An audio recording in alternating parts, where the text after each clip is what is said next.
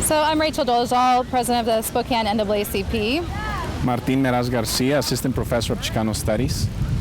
And we're here today for an immigration reform rally and march. And on a day like today, May 1st, 2015, it seems like thinking of last year, we're at the same spot, or you were here. I wasn't able to make it.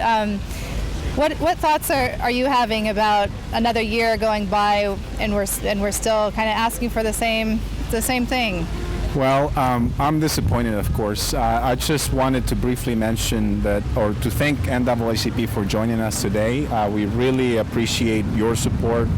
We are partners in this struggle for civil rights, because immigration is essentially civil rights. And the reason I'm wearing this today is it's very symbolic, because my mom brought me to the United States when I was 12, and I was undocumented at that time.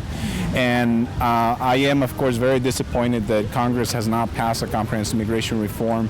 And really, if I had not been given legal status just before I turned 18, I would have not had the opportunity to get an education and to basically get my PhD.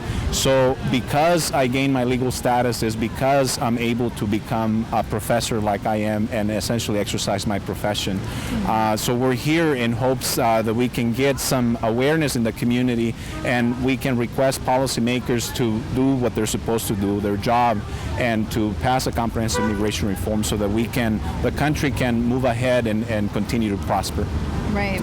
And in the wake of events that have happened across the country, Baltimore, Ferguson, Pasco, we've seen this kind of connection between Black and brown solidarity coming together, and issues of citizenship really historically for African Americans have been in question from the beginning of our forced migration here. And so we have kind of different paths, but to an intersecting point as far as still not being treated as complete citizens in America, and also having the idea of citizenship in terms of character being questioned, and criminality being associated with our people.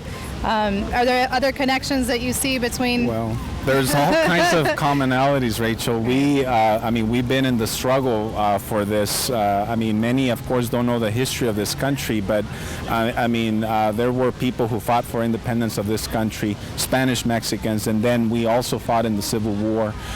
So commonalities, of course, between African Americans and Latinos have always existed. I know in the past there has been, at least media has portrayed some rivalry among African Americans and Latinos, but there isn't such. There are, of course, more commonalities than there are differences. So here we are continuing to fight the struggle.